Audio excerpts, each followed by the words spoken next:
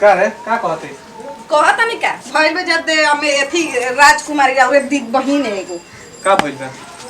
हां त कने की का बना देम जौन उनका खाए के बाली दे हम हमारा जौन बनावे तने न रहल भाई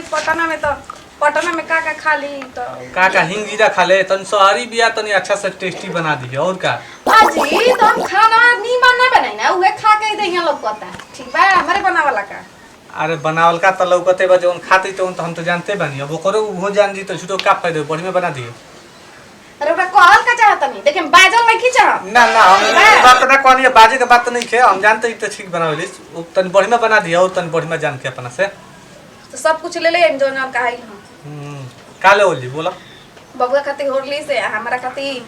दुगो छेना ले ले में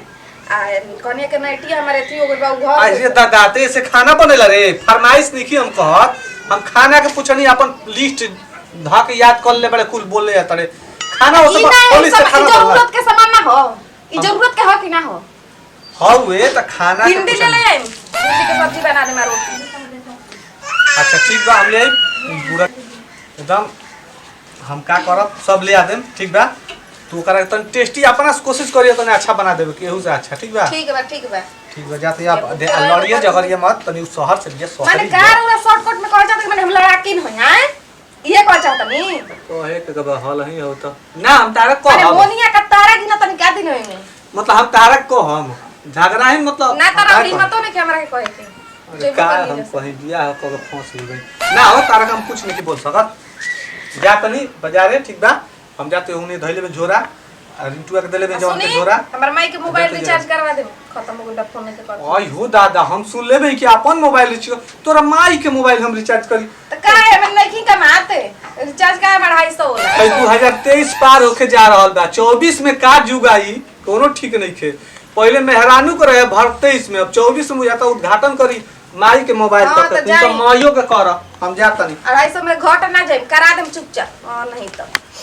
दिन भर कर बहिनिया का मुंह देखम ना एकदम से जोर बुलाओ त इनके देखे आवत ऑस्ट्रेलिया के महारानी भइल बई है पटना में पढ़बे त बुझे त डामिल में पढ़ के आवत ये गो चीज ना माने पहले त निमनो बनात त और बेकार बने खाए के बाद त खान त जा एही त भिंडी मंगनी भिंडी ओकरा पसंद एही सब भिंडी मंगनी ओकरा पसंद नहीं बनाए भिंडी के हां जी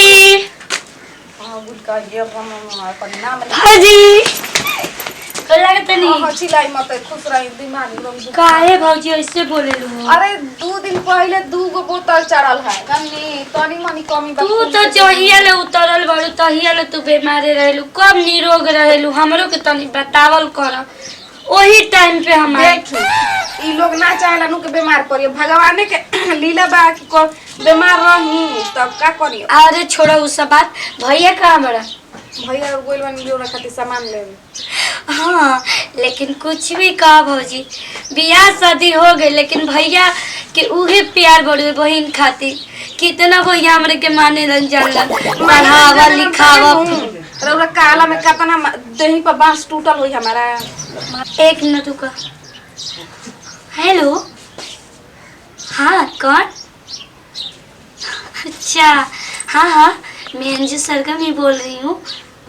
आप कहाँ से बोल रही हैं क्या जी सच में अरे थैंक यू सो मच वो मोबाइल में आका जी जोन दिया रे घरवा से अच्छा आप मेरे इतना बड़ा फैन है अरे मत पूछिए मेरे इंस्टाग्राम पर वीडियो बहुत चलता है और मेरा आप लोग का प्यार और दुलार है ऐसे ही सपोर्ट कीजिए और साथ दीजिए हमेशा अजी 50 ग्राम 100 ग्राम तो सुनो इंस्टाग्राम का होला अच्छा आप यूट्यूब पर भी मुझे देखती हैं अच्छा चलो कॉमेडी अच्छा चलिए ठीक है अभी मैं कॉलेज से आई हूँ घर पे थोड़ा देर में बात करूँगी ठीक है रखती हूँ बाय आ ये रमो एक बार में 5 गो कैमरा बा एमे 5 गो फोटो खिंचा जी का जी एगो दुनिया के तन खींची त हमार देखा भौजी तू तो इस सब के मरम जानत नहीं खू कि आईफोन का कहाला रेडमी मोबाइल का कहाला ओप्पो का कहाला सब एगो जाने लू तो रिंगटोन वाला मोबाइल नोकिया हमरो बुझाला सैमसंग नोकिया ठीक बा हाँ तो छोटा के जनबू बड़का के बारे में ना जनबू। हां तो बड़ा मौसम तब नु कि सब कमीनी कमा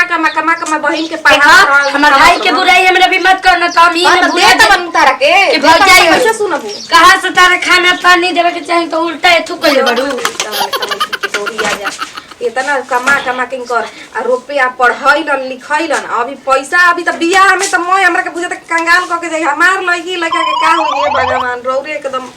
कहां गोल सवतिया बाप रे बाप हमारा आंख उलट गई देख के होई 4 गो 5 गो कैमरा वाला मोबाइल ले ले बिया आई कहां से पैसा जब हर महीना पैसा दियाला हिसाब किताब से के हाथना फीस भरे के बाद हाथना तो इतना महंगा बुझाता हमन के 1.5 लाख के मोबाइल है भाई इतना महंगा पे कहां कैसे बोलत है कि हां स्टार है कि का है बोलत है रमा उसको कना से जाता नहीं पूछे बाप रे बाप कहानी की कहिया मत देखा ना सर अजी बाबूजी का रे सुनाता कि नहीं का सुनाता ना रे भाई न हो गई तो वही रानर दूना हो गइल पानी आए बेटी के मैंने पढ़े लिखे के भेज दिल बानी बाहर विदेश ते कर मतलब कि तबको ओकरा पर ध्यान ना दे दो लड़की मेरा मेरे सारा छोले बानी का बेटावा हई बाबूआ लड़की ये तका हो गई लोकरा में का तो मोबाइल ले ले भैया कजने कोना से बतियावत इंगड़िंग बिंगड़िंग बुझाइल पढ़ाई के बारे में बोले ले ओकरा में पढ़त हो तो के लागत है कैसे बतियावत है हम जानत न बानी हमरा से डर जान बही रोगा आ तका हो गई ट्रिंग ट्रिंग हेलो ओला फोन आता है उठा के हिंदी चलतिया अच्छा ऑफिस में बात ऐसा बात है। अच्छा सर्विस वाली प्रणाम। कुसरा हैं अच्छा same to you I love you too. Asymmetry का मतलब का है ये बता ठाई को हाँ ए बच्चे वेलकम है। ये सिकुन मंडलम में थाई को what is your name? My name is Anju Kumari. अच्छा ठीक है मैं बात करती हूँ थोड़ा अपने पापा से डैडी से बात कर लूँ। ठीक। अरे तो तू बहुत अच्छा बोलता रही ये इतना कोई नहीं ना था पिसा में क्या नेम पूछ बाबूजी। अच्छा सुनो एक बात कहता है हाँ बाबूजी बोलिए। है भौजी तो क्या कहती है रे हाँ अरे रुके सुनत नहीं खई दामी हो सुना देनी ना बाबूजी बोली ना। सियान हो गई एता को तो अब आदत ना गई ना बाबूजी मेरा जरूरत से बहुत जवान चीज पूछे क्या था ना I पूछी love you बाबूजी। अरे रुक ये फोन आते को कहां से आई हो आई लव यू कैसे आई है ना तहर कहा नाम का बा हमारी याद है और कुछ। अरे सुन लेनी ई क्या बोलत रही ले सुन नहीं अरे भाग जाए हम ताइया पकड़िया फेंक दे उठा के गली में अरे भौजी अरे मजाक कोई नहीं बाबूजी रो हमरा सामान का बोलत नहीं कुल आई लव यू बाबूजी। अरे ये करे आदत हो गई अच्छा, ये भगवान। अरे क्या पता या हम ना सुन सकी नहीं कूल हमार कान बड़ी हो गई ठीक बा ई हमर मर्दों के आई लव यू बोल दिया ना चल अब आवत तो से बात करेंगे बाबूजी आ तू काहे मजाक करते जाते ना भौजी अरे क्या है बाबूजी आई लव यू के मतलब खराब ना होला। आई लव यू के मतलब ही होला बाबूजी हाँ। कि बाप बेटी में प्यार। हां सही कहते कितना हमरे से रोले प्यार करी ना। एकर बाप तो पढ़ले नहीं खे ई का जानी रे ई तो देख के जरबे ना करी हाँ जानू मतलब छोट बच्ची के नाम। अच्छा छोटी बच्ची के हाँ जानू अरे मत करे जस अच्छा ठीक है जो ठीक। चल जाएगा ये झूठा कर लगा नहीं लगा क्या एक गोरी बात सियान लड़के हमार हो गए शादी ब्याह कर सोची ना अभी गोरी पढ़ा ले तब ब्याह करब लड़की के चल नहीं बतावा ए दादा हमारा पर विश्वास नहीं खन जा करत हेन तेन करत ना आ जहिया भाग जेहन उड़ेर जहन मुंह त मुंह देखावे लायक ना रहन जा एगो हमर मर्दो उहे बाड़न बुझाता कि बहिन के कपारे पर चढ़ैले बा हां तब पढ़ावस जा हम ही नहीं कहत कि माने शहर में चाटी में पढ़त है तब माने पैसा रुपया कौड़ी मत द जा पहले के जमाना नहीं के सब आजकल बेटी पढ़ावता लेकिन एकर मतलब कि हाथ ना छूट दे दा कि उ बिटिया अपने से कोनो चीज करी बाप रे बाप हमर तो ओकर बोली सुन के बुझाता एकदम अठली अटक जाता है हिंदी झारती है बूढ़ाऊ के तो नाम हाथ के जीभ निकाल लगले निकाल ना देलो पगड़ी बांध के चलेलन पगड़ी में लगले कुछ पगावा लेनी है भैंसिया के बांध दे के गैया के ई पगावा नु ताके ना बैठी रोज से काम बा बैठी हमारा से काम बा बाजारे को रही तो सोचने के लिए लिए ई पगावा जवन बा नु भैंसिया के खोल के खूटा पे छोड़ दे नु तो भैंसिया ना भागी पगावा के काम रह बहिनिया खाती बा ओकरा के बांध के रखी है देखो हमारा हमेशा मजाक के मुंड ना रहेला बुझाइला हम मजाक के मूड में गिरो हमर देवर हनी का कि जीजा हनी मतलब बाहर आप तो जल हो आपका को मोबाइल ले ले भाई कोई वाली पूछ नहीं है कि आपका को मोबाइल कहां से ले ली सा अरे जैसे जोन में एगो मोबाइल और दिल रही बड़ा 5 गो कैमरा वाला दिल रही हमें 5 गो कैमरा भैया के होई भैया हमारा कुछ नहीं देख के बोला थी आ वाह वाह भैया भाग जाई सपनों की राजकुमार कब आओगे खुश रहो आई खुश लव यू रहो भैया का होई ना भाई बहन में प्यार ना रहेला होई ना समझी वो कमारो का समझी हम जाय दे हमरा के पिटोई में करते रे ना ना भैया अरे वो खराब दिया का एक देखा था हाँ भैया बताओ गिला ना बिया होते अच्छा सुन मोबाइल तो अभी बहुए देखी 5 गो कैमरा वाला मोबाइल वो रख देनी दूसरा हम अरे 2 गो कैमरा वाला बाकी ना रे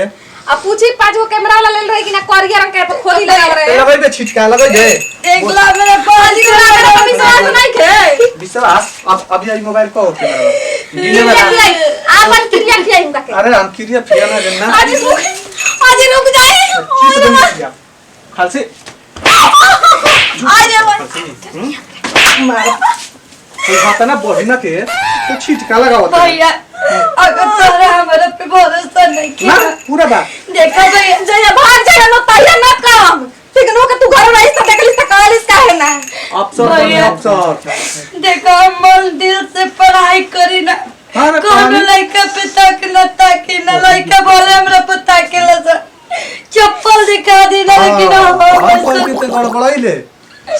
गाइस आज के बाद छिटका फिटका मत लगाइए ठीक ई पढ़ाती है त पढ़ा दे 5 गो मोबाइल कैमरा बा हाई कॉलेज में लड़का ले ले रोड पे लड़का ले सबके भैया तू के बोलाई ना ठीक बा हम नहीं हट जाता भी और अपन बहनिया के लेकर रही अरे जा